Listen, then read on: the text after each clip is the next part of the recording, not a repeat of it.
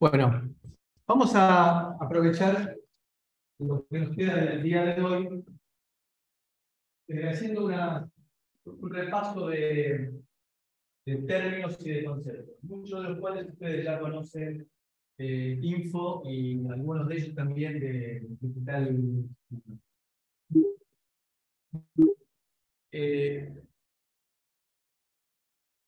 Primero, definiciones. El planteo general, ¿cómo viene la historia? Bueno, todos hemos hablado de que nos interesan los sistemas digitales. Los sistemas digitales comenzaron hace 70 años más o menos, con 80 años, con sistemas digitales muy primitivos, que era lo que se llamaba en esa época lógica de relé. No había transistores. Hacer un biestable con tubos de vacío, con válvulas electrónicas, era muy complicado por el consumo de energía. El transistor, piensen ustedes, que apareció en la década del 50, transistores que hoy nos avergonzaría tenerlos arriba de un escritorio, relés que se activaban y desactivaban y que estaban expuestos, y de ahí viene el término de debugging. Bug es polilla, es bicho. Entonces había un plano que iba periódicamente con un bloqueo muy elaborado y sacaba los bichos que quedaban entre los contactos de los relés, y de ahí viene el término de debugging, que llamamos nosotros de curación hoy en día. Y hubo un salto muy importante en la vida de los sistemas digitales, que fue la introducción del transistor. El transistor que dio lugar a la conocida ley de Moore. Moore, que falleció la semana pasada a los 94 años. La ley de Moore nos dice, es una ley empírica que este hombre detestó. ¿Escucharon hablar de la ley de Moore?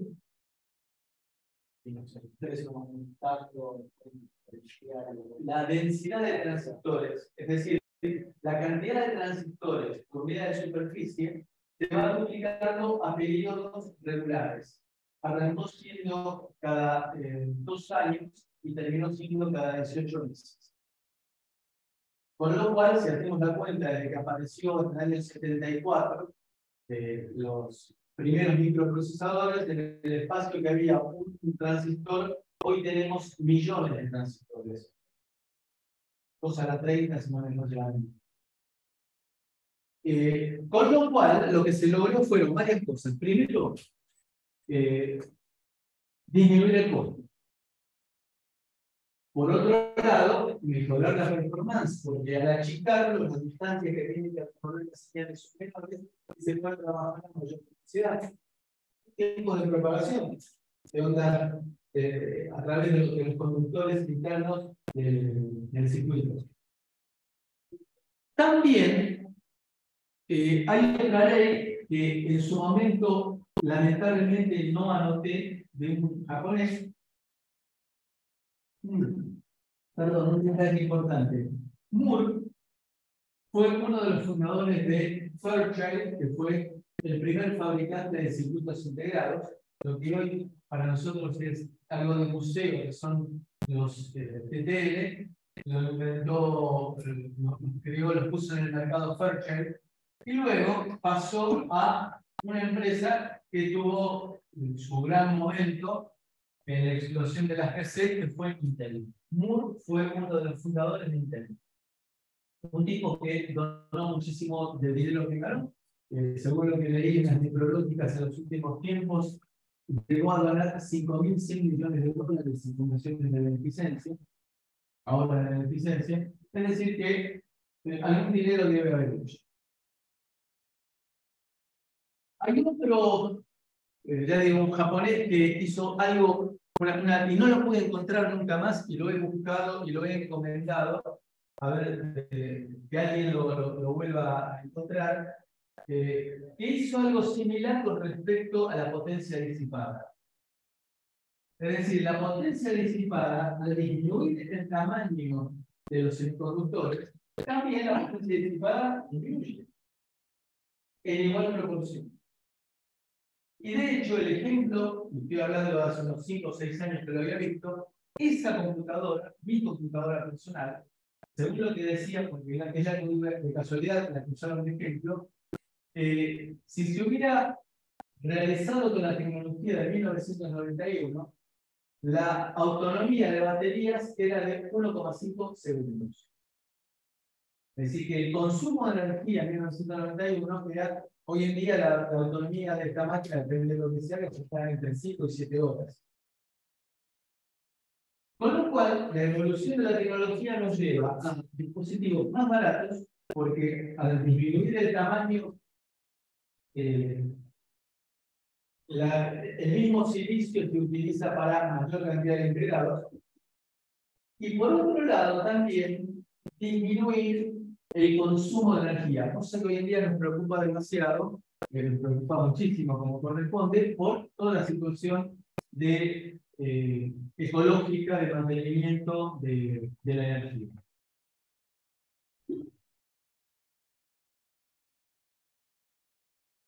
Un gran salto, dijimos que fue la introducción del transistor. En segundo lugar,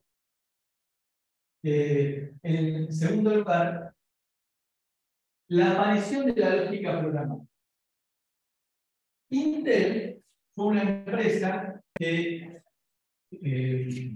comenzó a trabajar a principios de la década del 70. Tuvo dos proyectos que se le encargaron. Primero, diseñar una calculadora. Hoy en día nos parece algo trivial en los teléfonos. Y por otro lado, diseñar una terminal de video. La terminal de video era, en la época de las grandes computadoras centrales, había un montón de llamaban terminales bobas, terminales que en realidad eran display y teclado, pero que la información venía de una computadora que estaba alejada. A diferencia de la computadora personal, que lo tenemos todo al lado. Bueno, los dos proyectos fracasaron, pero lo que quedó como experimento fue una nueva concepción de trabajar, de diseñar. Apareció la idea de que, a diferencia de la lógica cableada, en la cual la personalidad del circuito estaba dada por los componentes y su interconexión, aquí, aparte de los componentes y su interconexión, apareció el concepto de un programa, un conjunto de instrucciones almacenadas en forma binaria que se van ejecutando de forma secuencial.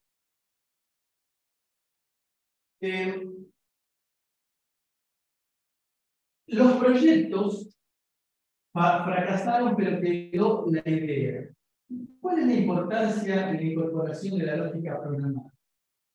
Antes, yo tenía que fabricar 100 controladores de portones cochera, hacía 100 copias de un mismo circuito. Tenía que hacer 100 cerraduras electrónicas, daba a fabricar 100 circuitos impresos para las cerraduras electrónicas. Tenía que hacer control del automóvil, andaba a fabricar 100 controles del automóvil. La incorporación de la lógica programada hizo que yo tuviera un mismo circuito en el cual cambiaba la funcionalidad del circuito cambiando el programa. Es decir, que se vendían placas ya prefabricadas, llamaba Single Board Computers, SBC, que tenían un zócalo para el cual uno ponía ahí la memoria del programa. Entonces, era el mismo circuito para adquisición de datos, para el control de un horno, para el control del portón de balizo de un garage, con lo cual, claro, ya no tenía que mandar a fabricar 100, 100, 100, sino que fabricaba 1000. Y después cambiaba la memoria del programa, con lo cual, en lugar de fabricar 100, fabricar 1000, me bajaba costos. Con lo cual, empezamos a bajar costos y a ser competitivos en otras áreas. Ustedes piensen que hasta la década del 90, los automóviles eran el sistema de combustión del automóvil era una artesanía. Era un sistema que trabajaba por el aire pasaba frente a un pitutito, el cual le iba arrancando por presión del aire, le iba arrancando la nafta. Eso se llamaba carburador. 2 veces por año, por lo menos, uno tenía que llevarlo al taller para que se lo ajustaran y para que lo fiara. El automóvil era eso. Cuando empezaron a bajar los costos, se dieron cuenta que en el automóvil puede llegar a tener mercado con esta nueva tecnología. Competir, sacar partes mecánicas que había que ajustarlas por componentes electrónicos. Yo he vendido 2 autos con 250.000 kilómetros, sistema de instrucción electrónica, y no pude tocar de nada. Es decir que, bueno, obviamente tuvo una reconfiguración del personal que se tenía que dedicar a eso, porque bueno, desapareció la obligación de tener que ir a otro por año al técnico, y empezaron a bajar costos. Ustedes piensen que en el año 50 un transistor MOS costaba $150 en aquel momento. Un transistor MOS. Hoy, por $10, por $1.50, tenemos millones de transistores. En un microcontrolador, de los que vamos a usar nosotros, tenemos millones de transistores. Eso es la ley de Moore. Ojo, por otro lado, también aumentamos la confiabilidad de los sistemas. ¿Por qué? Porque al tener más cosas adentro de un solo circuito, tengo menos impreso, con lo cual menos inductas, más confiabilidad. La ley de Moore se rige solamente sobre los semiconductores, no sobre los circuitos impresos. Los circuitos impresos, en definitiva, siguen la ley de variación del petróleo. Porque en definitiva el epoxi viene de por ahí. Con lo cual, hemos disminuido notablemente el costo de los integrados, pero no del circuito impreso que lo soporta. Por eso la idea es tratar de meter la mayor cantidad de componentes posibles adentro del integrado, porque de esa manera achicamos el precio. Claro, exactamente. Y de esa manera, ustedes han visto las distintas tecnologías de montaje de los componentes electrónicos en alguna materia. Hacemos un rápido resumen. Los más populares durante mucho tiempo fueron los que se llamaban circuitos dual inline, es decir, con doble línea de patitas en los costados, pensadas, esto se llama dual inline o DIP, dual inline package, pensadas para tener agujeros en el impreso y que estas patitas se insertaran en los agujeros y después soldaban. La separación entre patitas era de 1/10 de pulgada, es decir, 2,54 milímetros. Claro, el problema es que estoy usando mucha área de impreso. Yo he llegado a ver en este formato microprocesadores de 80 patas. Eran una zapatilla. Eran unos integrados de este tamaño. Tengo uno todavía, lo voy a poner. Era de este tamaño y de este ancho. Nosotros tenemos como herramienta de extracción de integrados el destornillador, lo cual es un aparato. Los primeros integrados de ese tamaño de 80 patas venían en montaje cerámico, no plástico. Porque no había tecnología para manejar la resina epoxi para hacer ese tamaño integral. Y yo vi los limones que le caían a uno que quiso hacerse el viola y usar un destornillador para sacar un integrador de 80 patas y se partió. ¿Qué costaba? En ese momento costaba como $100 y pico. Claro. Bien, aquí fácil de implementar, el problema es que no teníamos opciones en ese momento, impresos muy grandes. Entonces empezó a buscarse disminuir la separación entre patas. Lo que pasa es que poner las patitas a 1 milímetro para ensartarlas en los agujeritos y hacer los agujeritos de pelote. Entonces se optó por otra tecnología que es la de montaje superficial, en el cual, ahora estoy viendo en corte el integrado, las patitas son de este tipo. Esto va montado sobre el impreso, no lo atraviesan el impreso y se suelda aquí. Sin necesidad de... Ahí puedo hacer de 1 milímetro perfectamente la separación entre patas, porque no tengo que hacer algo. Eso es montaje superficial, es MD. Luego, esto es encapsulado plano, flash package. Luego se hizo montaje superficial. Siempre la idea es disminuir el tamaño del impreso. ¿Por qué? Porque el impreso no sigue la ley del muro. Entonces empezó a colocar patitas en los 4 lados del impreso, del integrado.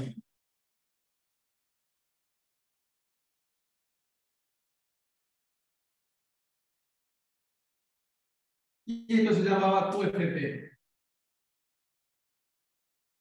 Ese es el micro que ustedes vieron que está montado en la tarjeta. ¿Qué logramos con esto?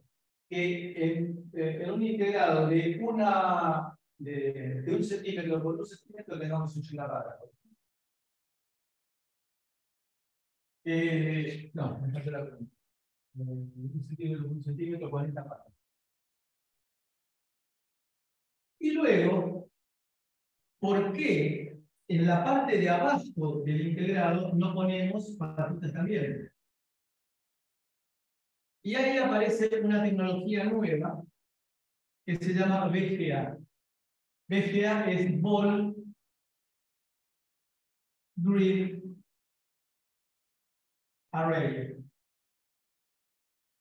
Es decir, arreglo en grilla de bolitas. ¿En qué consiste? En tener el integrado en el cual, en lugar de tener patitas, tengo, lo que voy a decir es inexacto, pero pretendo ser un poco explícito. Tengo bolitas de daño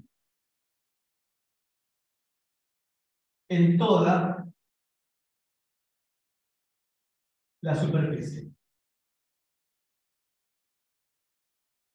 Con lo cual, tengo una densidad de patas muchísimo mayor que aún con el QFP. En el impreso, tengo que tener bolitas de estaño también. Entonces, coloco el integrado sobre las bolitas de estaño y le aplico con una pistola de aire caliente, digamos,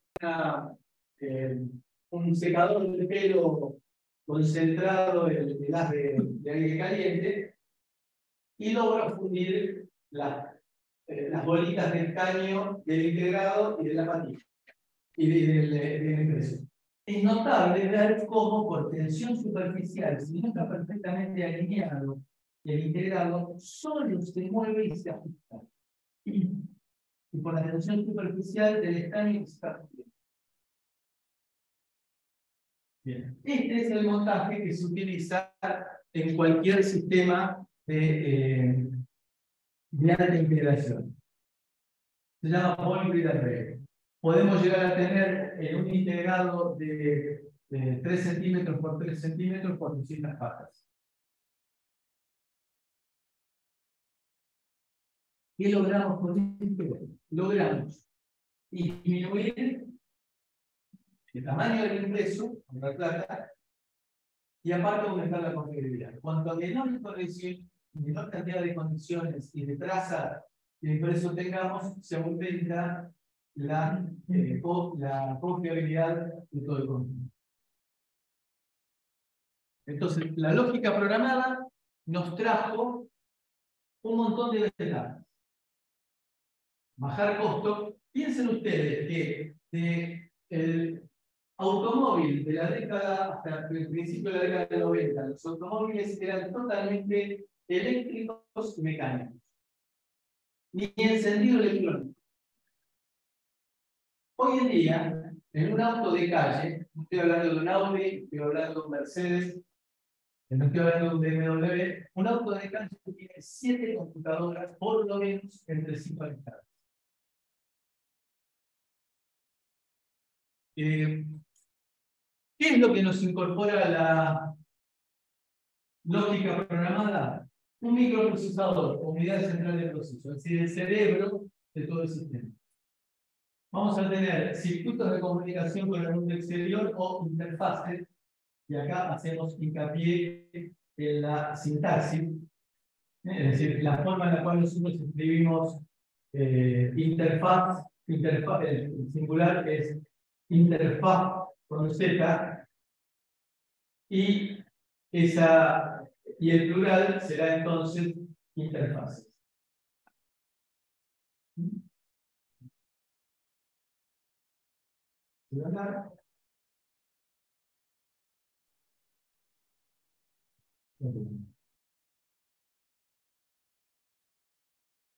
Y tendremos también memorias de programa y memoria de programa o memoria de código donde están las instrucciones y memoria de datos en los cuales se controlará la variable que queremos modificar. Nosotros nos vamos a dedicar a sistemas dedicados, es decir, computadoras con un solo propósito. Para diferenciarnos de la PC, que es una multipropósito, porque yo puedo usar el mismo equipo para navegar por internet, para hacer una planilla Excel, para diseñar un proceso. Nada más propósito general o multipropósito. Nuestro sistema para levantar el portón del garage es siempre para levantar el portón del garage. Nada más.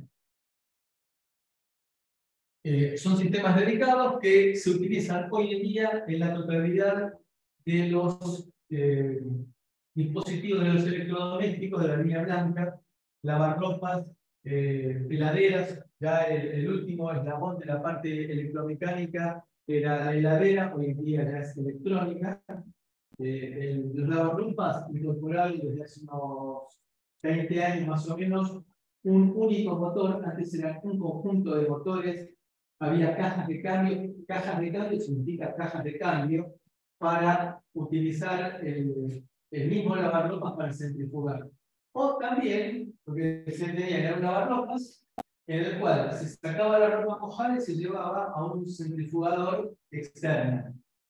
Hoy en día es todo en un solo equipo, en el cual lo único que se hace es tener un motor que permita, de acuerdo con la frecuencia de la señal de excitación, girar a distinta velocidad.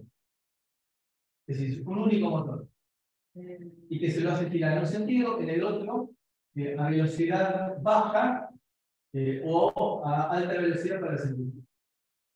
Bueno, y todo lo que se nos pueda ocurrir, los equipos de aire acondicionado, con control remoto, con conexión a internet, de manera que yo pueda encender el equipo de aire acondicionado cuando estoy a 10 minutos de llegar a mi casa con una aplicación en el teléfono.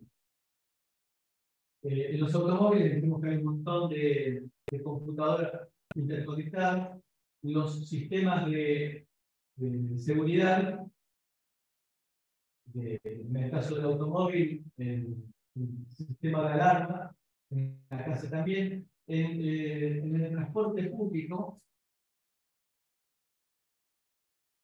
por ejemplo, los trenes de alta velocidad, en realidad son computadoras o Ustedes piensen que un vehículo que se mueve a 300, 400 o hasta 500 kilómetros por hora, tiene que tener sistemas, primero tiene que ir sobre vías confiables, en segundo lugar, tiene que tener sistemas de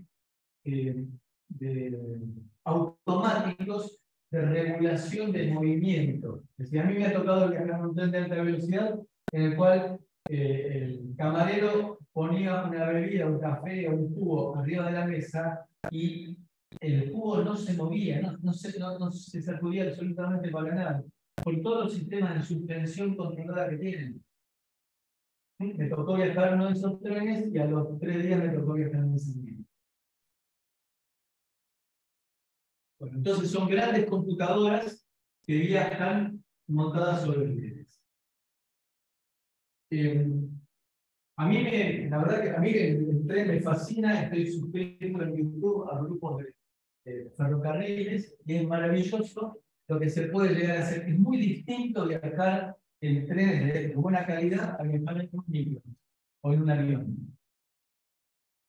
El hecho de poder levantarse y irse a tomar un café o comer un tostado, charlando, mirando el paisaje, es muy distinto. Bueno, nos falta bastante todavía para avanzar en ese sentido, pero el mundo está dejando el uso del automóvil para actividades cotidianas. Es decir, para ir a trabajar, el auto se usa cuando se va con la familia de vacaciones. Esa es la tendencia general. Y usar los medios de transporte público, que ofrecen confort, puntualidad. Sistemas lógicos programables, es decir, cuando yo quiero producir algo que requiere una secuencia de operaciones y tiempos, tengo que hacer un sistema programable. Ejemplo, y eso significa, quiero fabricar baldes. ¿Cómo hago para fabricar un balde? Tengo una matriz, le inyecto plástico en forma de bolitas de naranjas, se le aplica una determinada presión, temperatura de un cierto tiempo, y luego se abre, se le aplica aire frío, y ya tenemos el balde. Claro, pero no voy a tener solamente una extrusora de plástico para hacer baldes. Mañana quiero hacer paragalas. Pasado quiero hacer platitos de plástico. No tengo distintas matrices. Y cada una de esas lleva un cierto tiempo de presión, temperatura y enfriado. Todo eso lo programo. Entonces llamo a José Balde de plástico que me pone la máquina a punto para fabricarlo. Me quedó almacenada toda la secuencia y entonces el controlador lógico programable ya está calibrado para fabricar. No tengo que volver a llamar a José Balde de plástico la próxima vez que quiera fabricar baldes porque me quedó almacenado. Importantísimo. Aumenté la productividad. La búsqueda de la tecnología hoy en día es aumentar la productividad. Es decir, la mayor cantidad de productos producidos en el menor tiempo posible. Porque voy a dar una sorpresa. Ganar plata no es malo. Nosotros vivimos en una burbuja en general, en la cual, en esa burbuja, nos han imbuido de que la plata es feo, caca, sucio, todo depende de cómo uno lo tenga. Es un motor de la vida cotidiana, de una u otra manera. Hay un lema que me lo planteó un colega hace muchos años, es un lema muy importante, que nos dice que uno tiene que diseñar una vez, facturar muchas veces. Es decir, lo vamos a ver un poco más adelante. Todos los productos que vayamos a hacer nosotros van a requerir un teclado artificial. Entonces, hoy necesitaré un teclado de 5 filas, 4 columnas.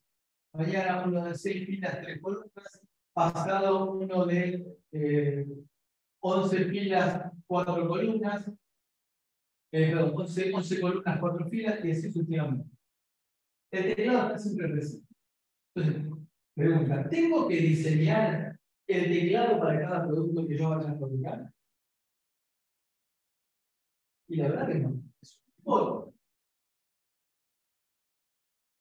¿no sería más viola fabricar, diseñar una vez, va a costar más trabajo, una vez un teclado de n filas por n columnas y después decir numeral define n4, numeral define n3? Ya tengo diseñado un teclado. Recopilar y... Entonces, primero, resumen de todo esto.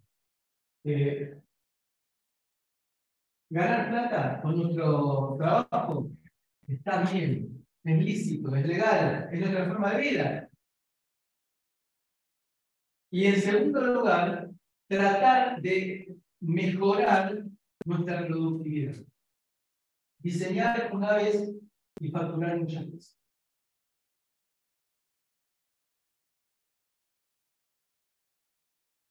¿Alguna pregunta?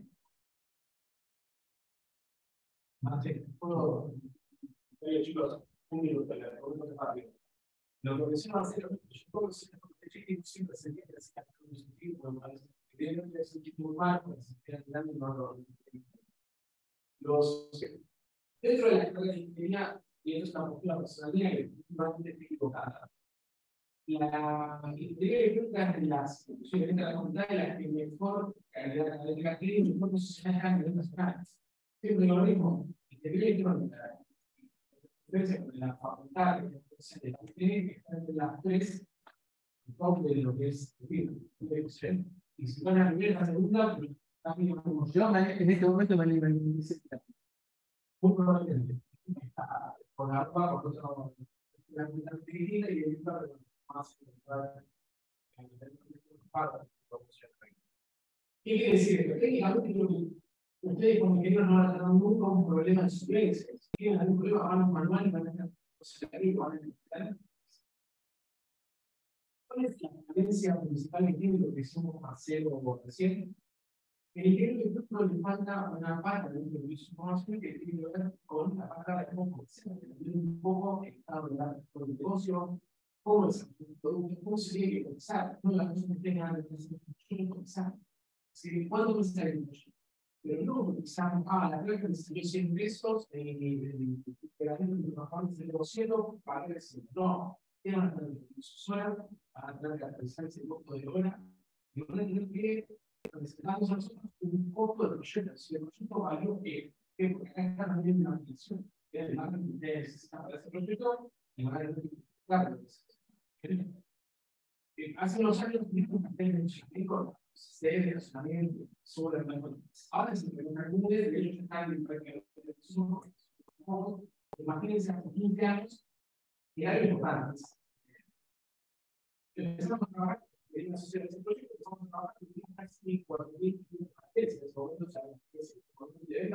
también estamos interesante. Y a persona estaba trabajando en este proyecto, también verdad que parece comercialmente no se sabía. Y acá con el chiste de la tenía, en un momento, imagínense la acción que vamos a ver parece que dice que bueno, que ganado, tuvimos una reunión muy amena. Una pregunta. Y la imagen es la cultura comercial internacional que decimos, estas reuniones son buenas.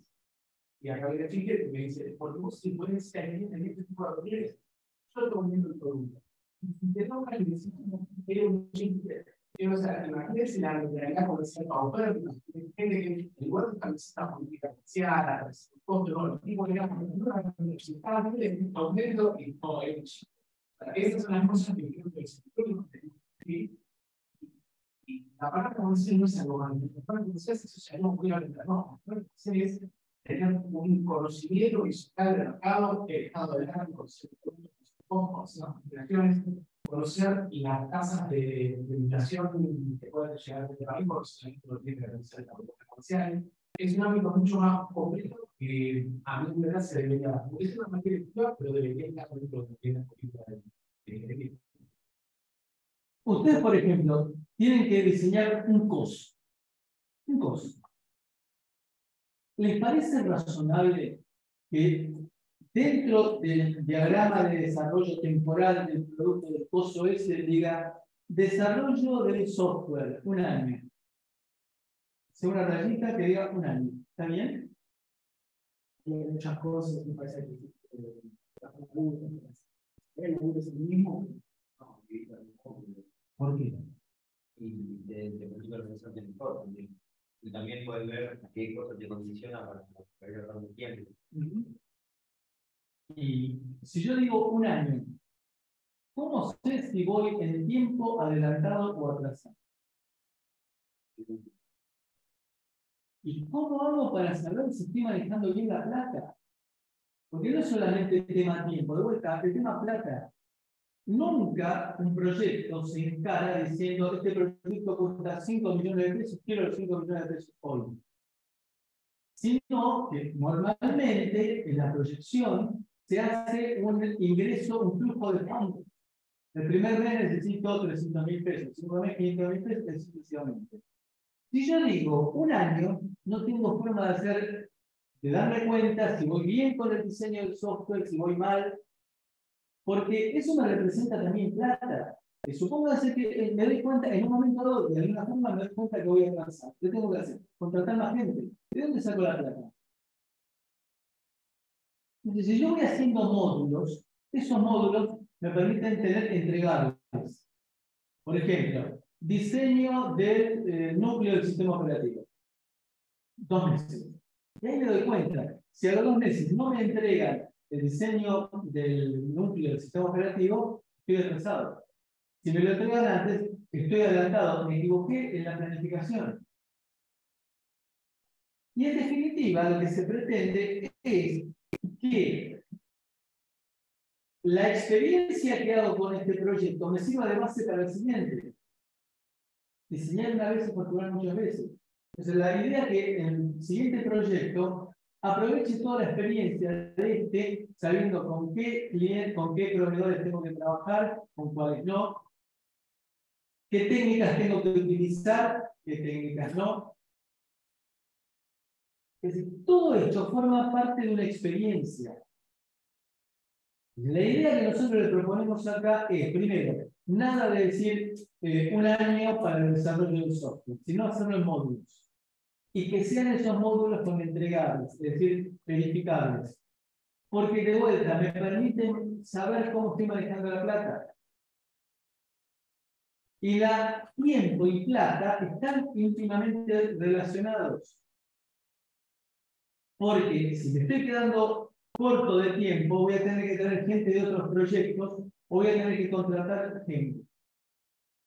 No creamos nosotros de que somos los reyes de la creación y que sabemos todo. Es decir, no está mal decir esto lo desconozco y necesito asesoramiento. Ese asesoramiento me suele costar plata. Porque aquel que tiene experiencia en circuitos impresos no me va a contar. Perdón, ¿les molesta si prendo el aire? Sí, no, lo vamos porque estaba muy fresco. No, está bien, pero está muy baja la temperatura que pusiera acá, pero si les parece lo ponemos en 24 grados.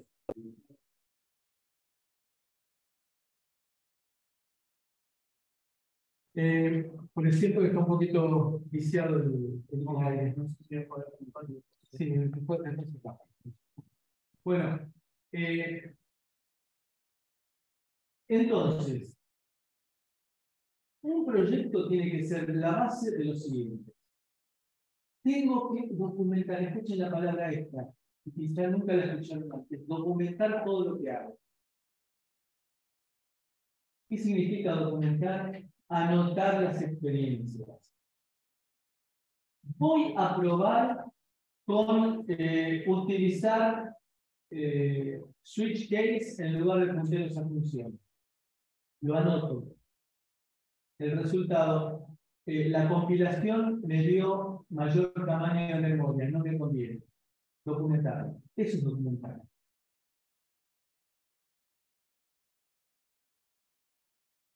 Estoy usando el entorno de desarrollo del fabricante. La compilación es muy lenta.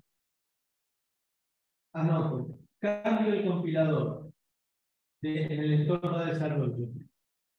Resultado.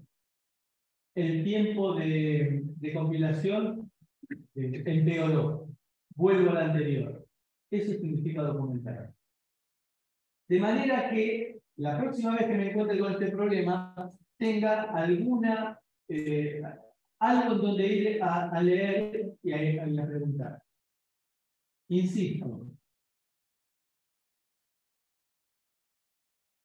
Hay un montón de anécdotas que uno puede llegar a utilizar. Yo estoy en algún grupo de nerds que fuimos compañeros de trabajo de LinkedIn en algún momento y siempre salen temas de discusión. La eterna pelea entre Intel y Motorola que viene desde hace como 50 años para atrás, o 45 años para atrás. La arquitectura de la PC, comparada con la arquitectura de Mac, es una porquería. Empezaron usando un microprocesador que era una basura, realmente. Hoy en día nadie lo utilizaría. Pero ¿qué sucede? La PC salió 11 meses antes que la primera Mac. En ese lapso, con una política muy agresiva de marketing, lograron imponerla. Cuando salió la Mac era tarde. Hoy en día son dos universos distintos. Mac es para cierto tipo de clientes, PC es va desde el chico del colegio secundario hasta un ingeniero súper profesional que está trabajando en una estación de trabajo. La importancia de aprovechar la experiencia y salir antes. Si tenemos de por medio nuestro ego y nos dice, ¿cómo yo voy a ir a preguntar esto? Les garantizo que es mucho más fácil conseguirse con una buena cuenta bancaria, un buen terapeuta que les ayude a resolver el problema del ego que pretender resolverlo juntos. Es decir, aprovechen experiencias ajenas. Cuando sea necesario, pregunten. Si tienen que pagar, tendrán que pagar. Pero tienen que haberlo presupuestado antes. ¿Cómo es el grande universal eso? Si yo hago una licitación para hacer una central nuclear, yo de radioactividad no sé nada. Seguramente voy a tener que contratar a un físico nuclear que es asesor. Y lo tengo que prever. Claro, ahí es algo muy a simple vista que se ve que ya sabes que vas a encontrar un proyecto haciendo algo y a medida que vas haciendo te encontrás con algo que no tenías ni idea. Tengo que planificarlo. O sea, con eso incluso pasándolo por si pasa algo. Se llama experiencia. La planificación, la experiencia. Muy probablemente es difícil que un primer, segundo o tercer proyecto vos salgas hecho por lo que vos sabés que planificado finalmente, porque vas a tener situaciones marginales y de que no previste, como que la experiencia en la vida. Al cuarto proyecto vamos a más tu experiencia y más los errores del pasado. Chicos, no le pasen o vos no pasan con seguridad o con mitigación de riesgo, pues el cheque contratante no ve como se llama hacerlo, que fue barato, pero la razón 2 semanas de proyecto que eso es que el grupo de impacto se había prestado por 2 semanas. Tu experiencia que va a decir, no contrate más a ser proveedor, hagamos el protocolo o bien la decisión de análisis de proveedores. Para que el proveedor contrate tiene que disponer con todo eso que lo es importante que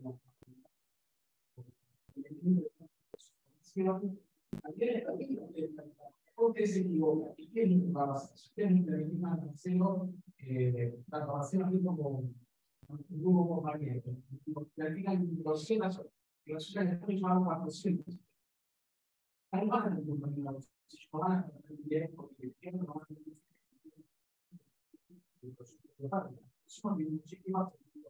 Y conjuntos en él, por ejemplo, con los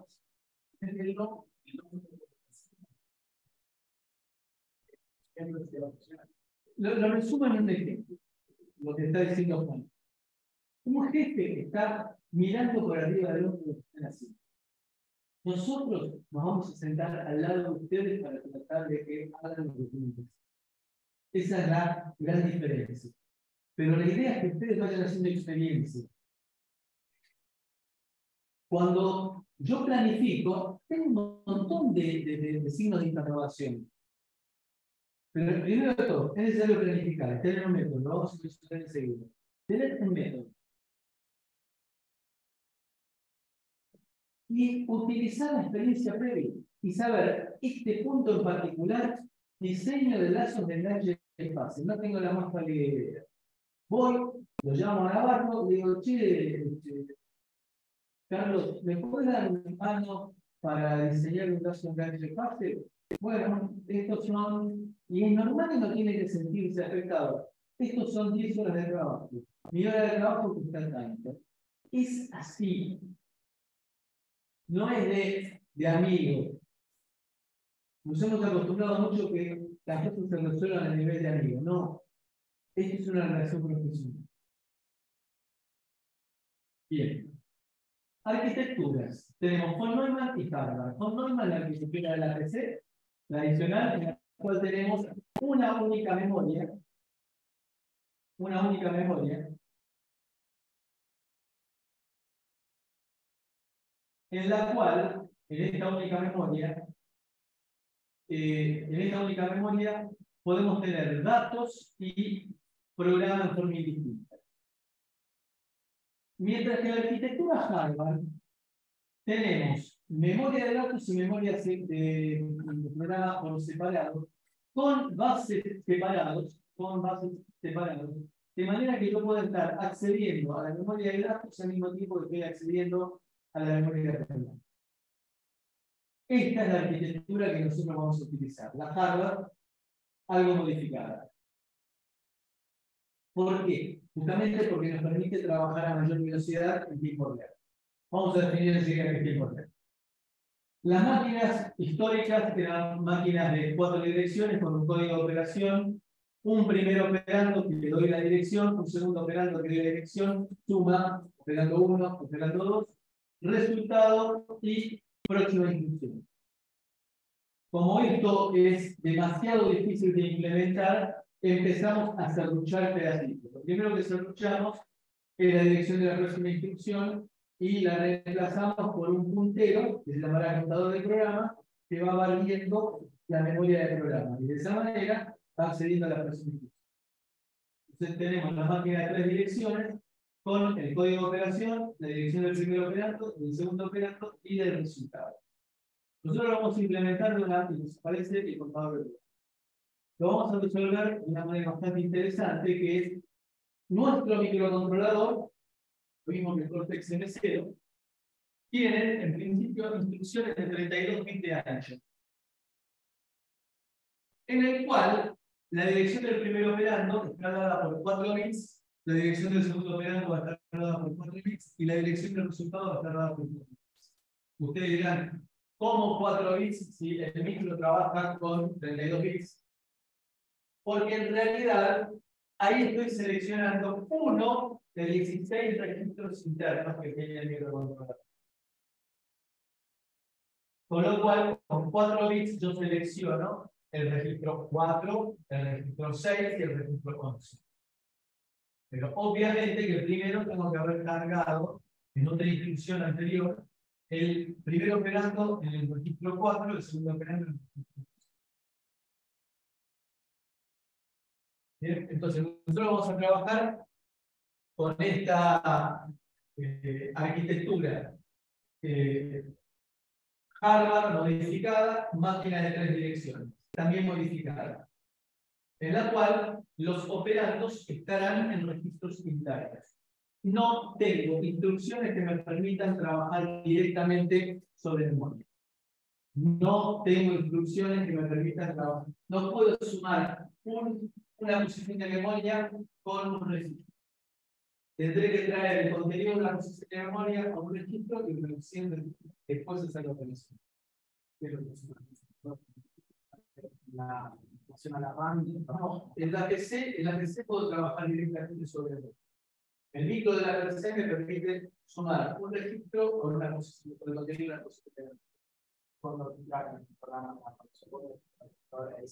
lo traigo para trabajar. Es otra cosa. Una cosa es, cuando yo del disco traigo, del disco de internet, traigo un programa y lo cargo en la memoria de ejecución. Eso es una cosa. Y la otra es, en tiempo de ejecución, en el micro de la PC yo puedo operar directamente sobre el sistema. Es decir, que o uno operando por el resultado sobre la posición. Nosotros, en nuestro micro, es un microcontrolador, hacemos yo, que está para un control del portón levadizo de un garage, o para una alarma, o para ese tipo de cosas.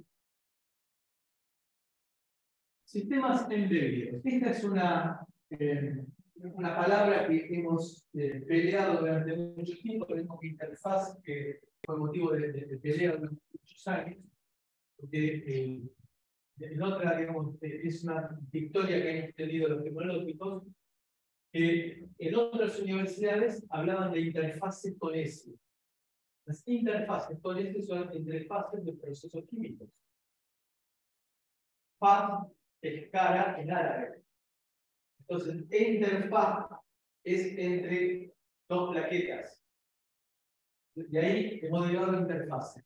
Embebidos es otra victoria.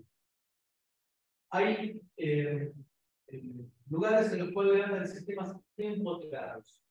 Entonces, ¿qué es lo que viene empotrado? Uno se imagina una caja de seguridad empotrada en la pared. No es la mejor imagen para nosotros. Entonces, nosotros el sistema embebido. El término en inglés es embedded. Entonces, nosotros hemos hecho un anglicismo y hemos convertido embedded en embebido. ¿Qué significa el sistema embebido? Es un sistema de data. Básicamente un microcontrolador. Pregúntenle a ChatGPT qué es sistema embebido. Bueno, ¿qué características tienen? Son reactivos en tiempo real. Enseguida vamos a mencionar qué significa tiempo real. Reaccionan a eventos externos, hay interacción permanente, la alarma está siempre operativa, el control del portón está siempre disponible a que lo abra o lo cierre, funcionan continuamente, están sujetas a restricciones temporales, tiene que moverse a una determinada velocidad del portón, no puedo ni acelerarlo ni retrasarlo, y aparte realizan varias tareas computadas. Y acá vamos a utilizar el concepto de concurrencia. HDL es un lenguaje concurrente. ¿Qué significa concurrencia? No vamos a entrar, no somos amigos de las definiciones ostentosas, porque en realidad no queremos que hagan gala de eso los sábados cuando ustedes salen del debate, porque nos hacen competencia en lo mejor. Claro. ¿Qué significa concurrencia? Bueno, no es una definición como para que la pongan en un cuadro. Es al mismo tiempo. ¿Es al mismo tiempo? Bueno, lo que es como máquina de estado. Es simultánea. Concurrente que están, sí, simultáneo. Son simultáneos. ¿Puedo hacer con un microcontrolador tareas simultáneas? Pero, bueno, la cantidad de que, o sea, con la velocidad que tiene el micro, para vos sigue al mismo tiempo. A ver, vamos a poner un ejemplo. En los colectivos, ¿vieron que tienen un display con LEDs que me aparecen mensajes? O, por ejemplo, en el subte que me dice la próxima estación. ¿Cómo se maneja ese display?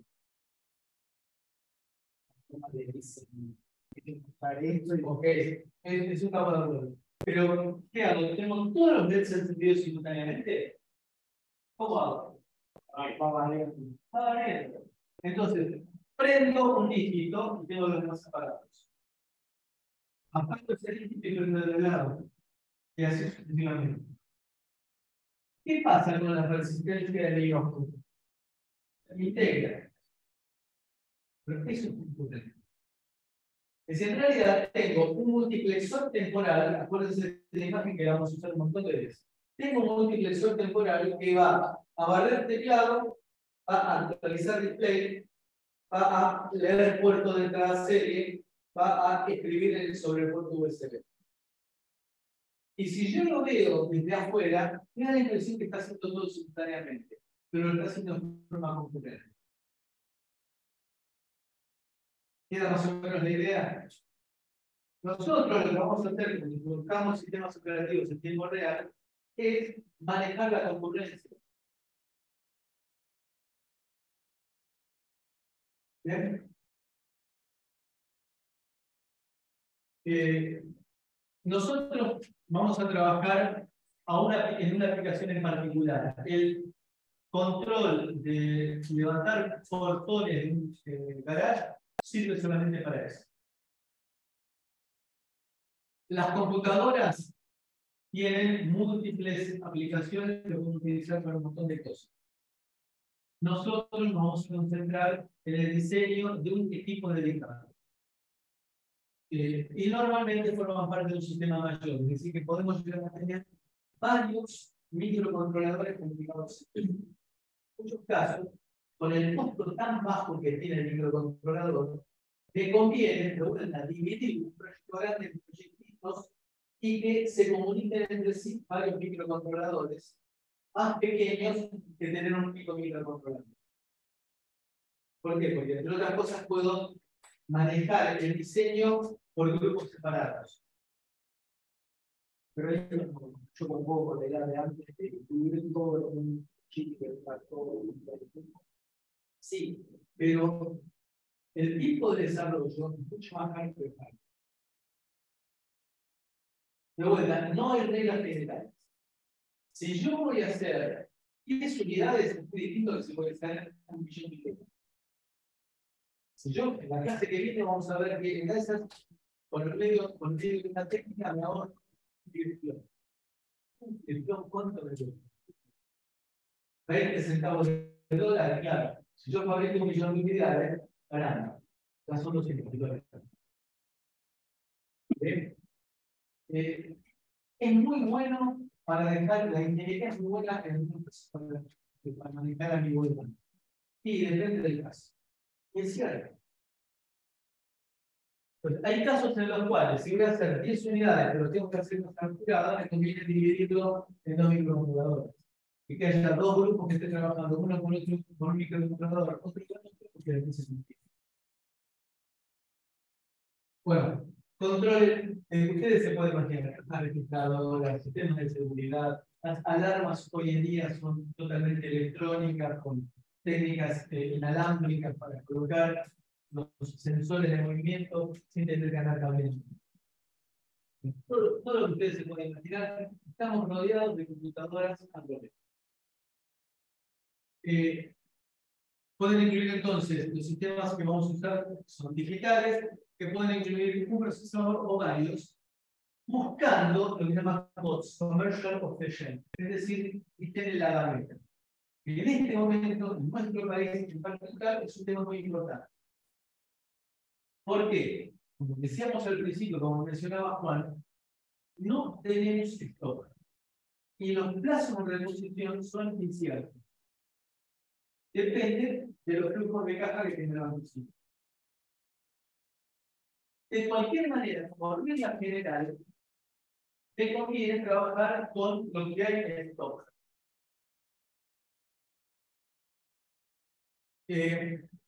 Entonces, nosotros podemos hacer cada día aplicaciones más complejas porque tenemos más herramientas, más hardware más poderoso por un lado, y por el otro lado tenemos herramientas muy poderosas. Por ejemplo, yo le puedo pedir a ChatGPT que me escriba una función para hacer el algoritmo de búsqueda para ordenar los vectores. Se lo escribo y el tipo me genera código. Y genera bastante buen código. E inclusive uno puede llegar a ver en un momento dado que borra y vuelve a escribir. Esto significa que está bien escrito obligatoriamente. No, pero en general está bastante bien escrito. Y lo puedo usar como. Por esto quiere significar y cada vez puede hacer cosas más rápido. El hecho de tener esa plaquetita que estuvo dando vueltas me indica de que yo empiezo a trabajar, voy, la compro en el emoji y esta tarde ya estoy trabajando sobre esa placa. Hace 20 años yo tenía que sentarme, hacer el esquemático de mi circuito, previendo, mandar a diseñar el circuito impreso, mandar a fabricarlo. Me pasaron 2 meses. Hoy, en 1 hora estoy trabajando. Que después vea que no todas las partes de la plaquita las uso, significa que puedo hacer un diseño mejorado. Como yo tengo toda la documentación de esa plaquita, voy a poder decir, bueno, voy a usar esta parte sí, esta parte la. Y hago un impreso basado en esa plaquita, pero en un montonazo de tiempo. ¿Por qué? Porque durante todo ese tiempo estuve usando la plaquita para probar el firmware y el hardware. Recuerden, lo importante es ganar tiempo para sacar el producto lo antes posible. Bien. Recomiendo que vean una película. A mis alumnos del proyecto final, en otra universidad se la recomiendo la película Jaws, de Ashton Kutcher, que muestra la vida de Steve Jobs, que desde el punto de vista de persona tiene un montón de temas criticables, pero mostrar cómo fue que fue evolucionando.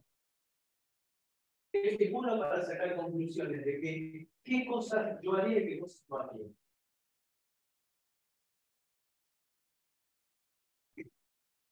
Bien. Entonces, en un automóvil hoy en día tenemos un montón de herramientas que nos permiten garantizar que es un sistema embebido con el motor está controlado por varias computadoras. Tenemos las de conectividad, es decir, trabajar con el sistema de GPS, con Waze, con la posibilidad de que se nos actualice en tiempo real la ruta. El sistema de frenado, ahí hay las 2 grandes computadoras, el ABS y el control dinámico de frenado. El sistema de reproducción de audio, que hoy en día los vehículos de calle tienen muy buen sistema de audio. Es un montón de computadoras conectadas a través de un database. Es una norma que se llama CAN, Controller Area Network, que fue diseñada hace 20 años más o menos por Bosch, la empresa alemana dedicada a la industria automotriz. Como es un ambiente tan hostil, como también decía Juan antes, el automóvil, la norma esta CAN se utilizó después en el mundo industrial. Porque si te vas a trabajar a la temperatura del mundo, puede andar desde menos 20 grados hasta 80 grados, bueno, caramba, puede bancarse trabajar en cualquier industria. En el momento del arranque sobre la batería, que actúa como un gran capacitor, se puede producir impulsos de 70 voltios. Si te banca todo eso, la norma de comunicación la vamos a usar en el mundo. Y se usa ampliamente en el mundo. Entonces, los System on Chip son la posibilidad de integrar en una FPGA con un montón de componentes, siempre con la idea de reducir el tamaño del impreso, bajo costos, aumento de confiabilidad, usando una FPGA, y si fuera necesario, por el volumen, después mandar a fabricar un circuito dedicado, ASIC, si el volumen lo justifica. Y nosotros vamos a tener microprocesador que tiene la unidad de ejecución, control y unidad aritmético lógica. El microcontrolador que incorpora interfaces de entrada-salida y memoria. Conversores, todos los microcontroladores hoy en día tienen conversor analógico digital. Muchos, el nuestro no, tienen conversor digital analógico. Lazos de enganche en fase para variar la frecuencia de trabajo del microcontrolador. Vamos a ver en detalle. Y también tenemos distintos tipos y potencias de procesador. Primera impresión que da ver un microcontrolador rodeado de un montón de componentes periféricos. ¿Cuál es la impresión que da?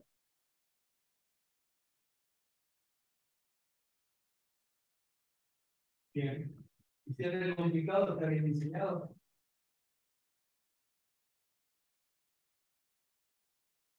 Que la placa stick completo. Digamos, no.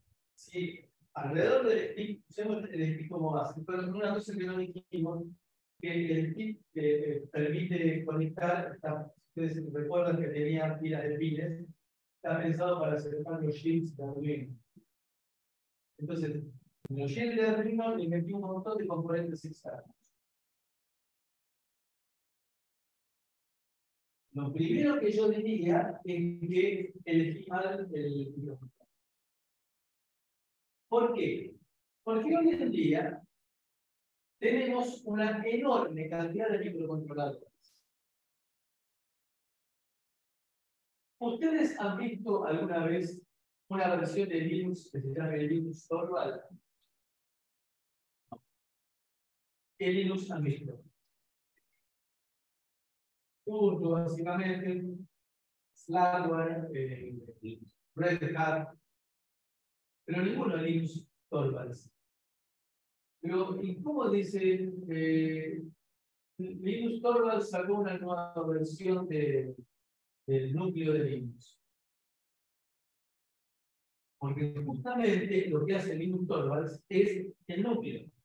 Después, cada uno de los fabricantes de Linux le da su propia interfaz, su propio entorno de contacto con el usuario. Lo mismo hace ARM fabricando los cortes. Vende el núcleo, que aquí se llamará core. Y cada fabricante le dará su propio sabor, colocando el conversor magnético digital que más le guste, los puertos de entrada salida que más le guste, los temporizadores que más le guste. Y hay algunos que le empiezan a montar más cosas adentro, la chip fase, USB, Ethernet, con lo cual tengo centenares o miles de microcontroladores cortes distintos. Entonces, dejemos de lado por un momento la realidad de nuestro país en este momento.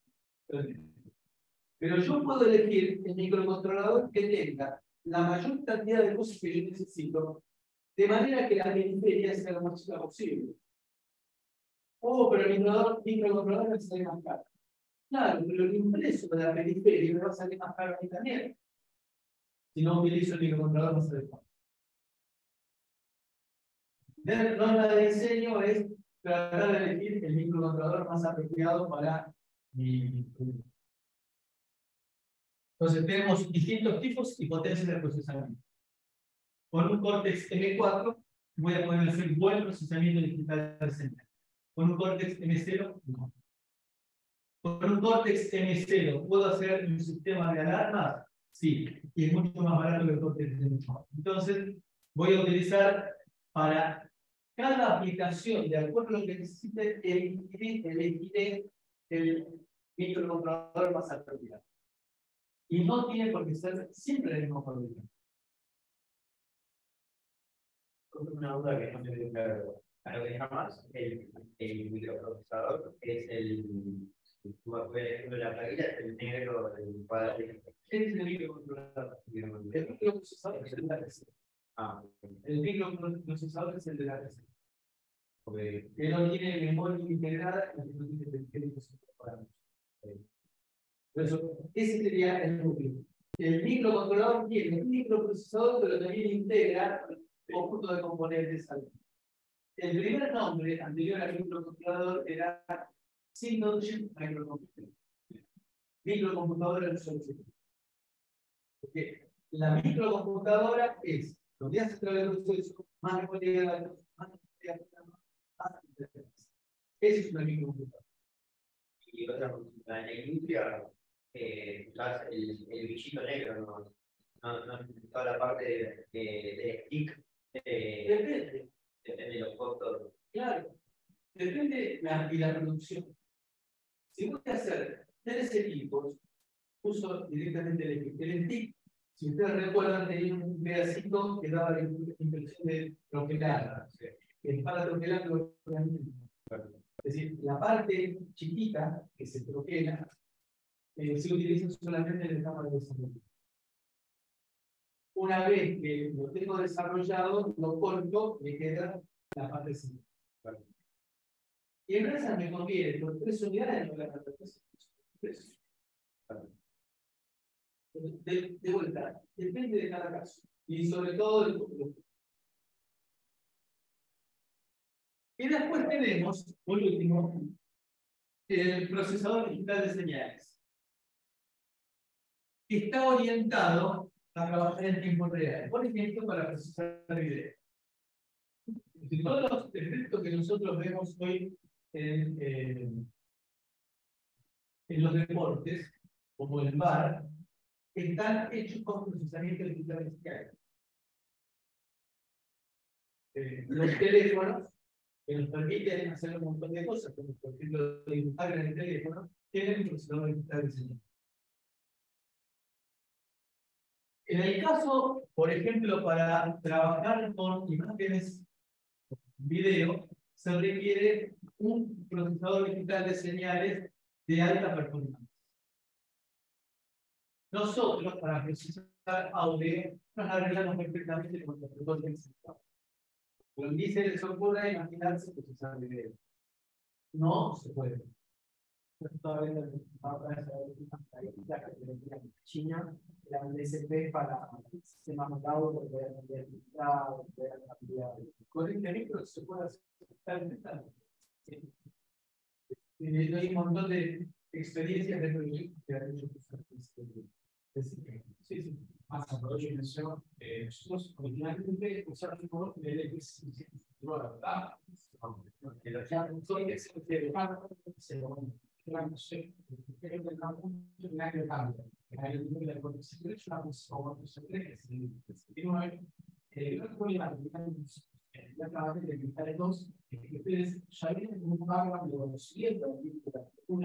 Y acá aprovechamos, intentamos sacar el un poquito más, tenemos un poquito más para los proyectos, y muchos de sus compañeros que querían hacer el procesamiento, el libro trabajaba, tienen como a lo mejor los profesionales, el libro no trabajaba, no se intenta de procesamiento. Es un debimos en parte adecuado. Y después lo vamos a ver, tiene una unidad importante, se está pensado para aplicar los bueno, vamos a ver, pero necesariamente sería una comunicación de sumar una salida. Vamos a ver, y para eso están utilizados los técnicos.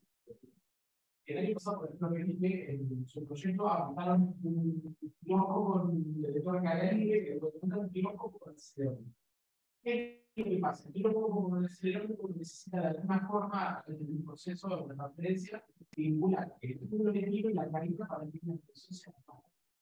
Hay un libro para abajo especial que el principio que decía no lo mataron porque hay una condición y el procesamiento ando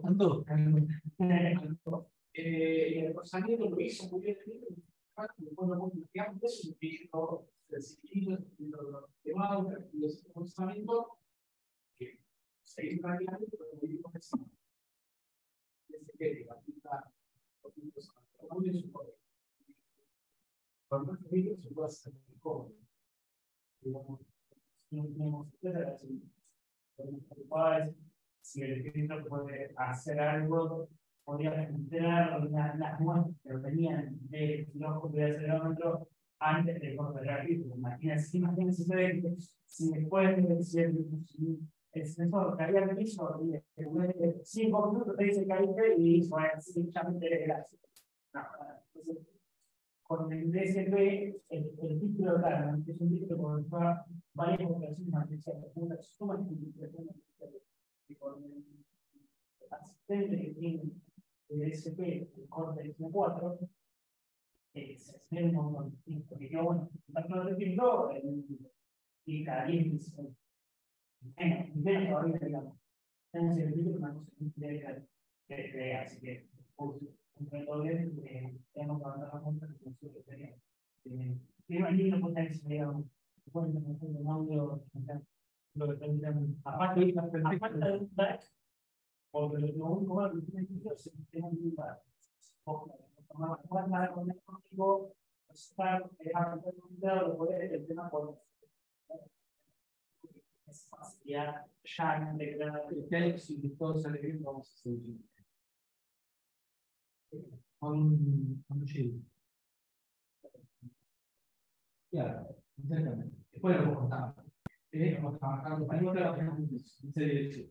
Bueno, una cosa para recalcar. Nuestro microcontrolador es un microcontrolador con procesamiento digital de señales. No es un procesador digital de señales. El procesador digital de señales son unas bestias.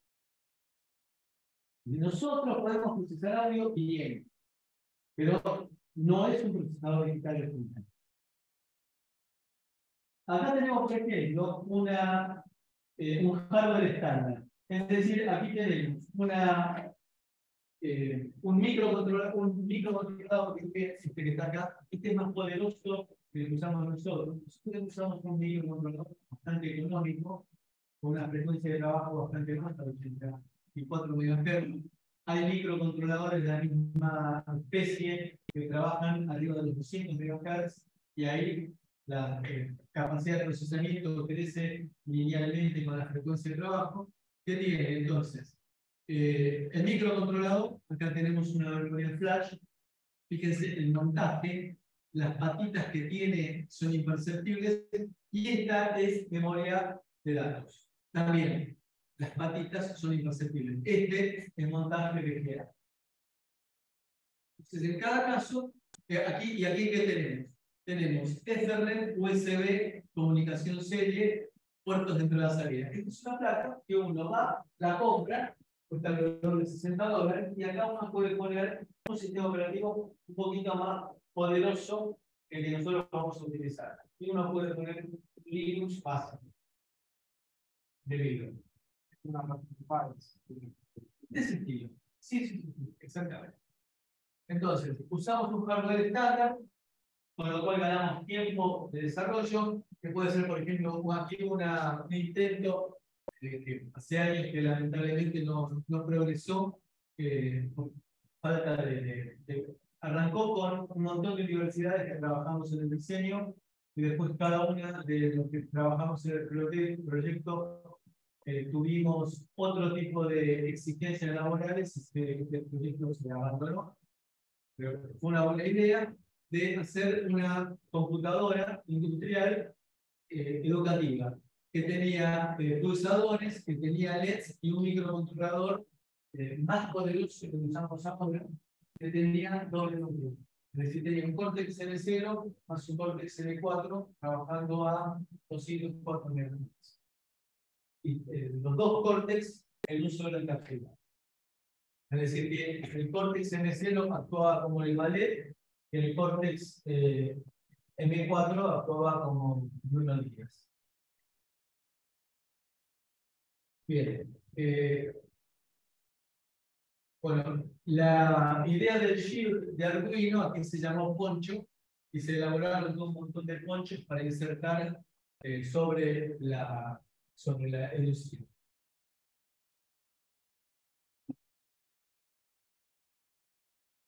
Bueno, empecemos con definiciones. No es el mejor momento, pero parece que ustedes han visto seguramente en análisis de señales temas, han visto sistemas totales. ¿Sí? ¿Qué es un sistema total?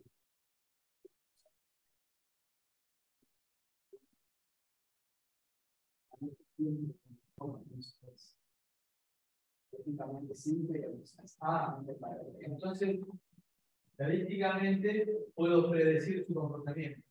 Sí, pero en este momento va a valer es una aproximación estadística del Okay. Que es distinto a la primera definición, que era que no sé cuándo va a ocurrir, porque la definición de ser aleatorio. Aleatorio es equiprobable. ¿Me convendría un sistema así para buscar vaga? Yo preferiría que no. ¿De acuerdo? Para un Erlang, ¿qué me conviene? Es decir, un sistema, y ahí lo definimos, determinismo. El determinismo se contrapone con el estocástico. Determinístico, ahora vamos a ver definiciones un poco más académicas, pero determinístico significa predecible.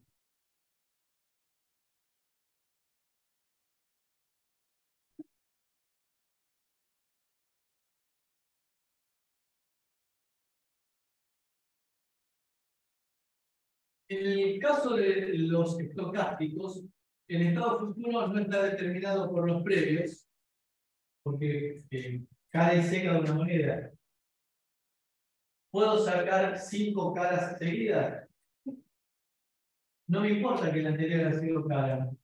Puede ser cara. Y el estado futuro no está determinado por el estado anterior. Nosotros siempre vamos a tener la misma salida a partir de las mismas condiciones del partido. El mismo estado inicial con las mismas excitaciones me van a producir siempre el mismo estado final con las mismas respuestas. Veámoslo con un grafiquito para ir redondeando. Estado inicial. Tenemos un estado inicial, tenemos un conjunto de excitaciones y el sistema va a llegar siempre al mismo estado final. Fíjense, recalqué, siempre al mismo estado final con las mismas respuestas y pasando por los mismos estados intermedios. Dicho de otra manera, confirmamos que es predecible. Ahora, el Erlang ¿tiene restricciones temporales? A ver. Bueno, se llama una velocidad, dice la no llega a activarse. O sea, después tiene que activarse antes de que llegue a pegarte a la volante. Entonces, me conviene que sea lo más rápido posible. Porque con la función del Erlang. Ok. Pero ¿qué pasa si yo inflo el Erlang demasiado rápido? Bueno, es una piedra. Entonces, la función del Erlang no es que yo no me golpee contra el volante, sino que el Erlang impida de que yo me vaya para adelante. Si me tiene que ir empujando, no tengo que golpear al Erlang. Si el Erlang está totalmente inflado, lo tengo que volar. A lo mejor está clara la idea. Digamos, tiene que frenarme, pero frenarme significa empujarme despacito. Por supuesto que el Erlang tiene que ir acompañado del cinturón de seguridad, si no, no sirve. Entonces, el cinturón de seguridad por menos me frena y el Erlang por lo menos me empuja contra el asiento. Entonces, el Erlang no tiene que actuar lo más rápido posible, sino que el tiempo de actuación del Erlang es de 50 milisegundos más o menos 5 milisegundos. No, es siempre la misma velocidad. Pero no hemos hecho casi 100 km por hora, que se hecho casi a 20 km por hora, se ha hecho más rápido para adelante. Sí, pero en el trayecto que tengo que recorrer para golpearme contra el volante, más o menos es lo mismo. Puede ser que haya alguna variación, pero no recuerdo haber leído nada. Gracias a Dios, hasta ahora nunca tuve que ver el espacio. Entonces, acá le estamos agregando una restricción adicional de tipo temporal. Es decir, que el sistema determinístico, dado un estado inicial y un conjunto de excitaciones, siempre se va a llegar al mismo estado final con el mismo. Y si ahora nosotros le agregamos una restricción de tipo temporal, esto es un sistema determinístico en tiempo real. ¿Qué significa tiempo real? Que actúe lo más rápido posible. Necesariamente. sino que actúe con una cosa temporal. Recuerda el caso del AirTag. No tiene que ser lo más rápido posible. El tiempo real significa que tiene que reaccionar en un cierto tiempo preestablecido. Los sistemas en tiempo real son algo muy serio. El diseño de un sistema en tiempo real hace intervenir al tiempo en todo el proceso de desarrollo. No es armarlo y ver en cuánto responde.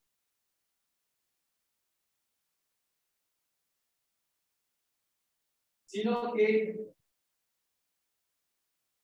lo que hace es que esa cota de tiempo sea uno de los parámetros que forman parte del diseño, como la tensión, la corriente, la potencia. El tiempo también forma parte de los parámetros de diseño. Si es determinístico en tiempo real, interesa que siempre se comporte igual y el tiempo que vos lo controles. Exacto. Para que ustedes se hagan una idea, en la Universidad Nacional del Sur, sistemas en tiempo real es una materia importante. Nosotros, ampulosamente, vamos a utilizar más adelante sistemas operativos en tiempo real. Porque de vuelta, nos gusta tener material para ir de seducción los fines de semana. Un trabajo con sistemas operativos en tiempo real. En realidad tendríamos que decir mucho más misteriosamente sistemas operativos multitarea. De vuelta, multiplexor y va completando la tarea. Y no tengo forma sencilla de hacer intervenir el tiempo como parámetro de decisión. ¿Preguntas? Demasiadas. Buenas tardes, si todo sale bien, van a tener el video en el aula virtual. Gracias.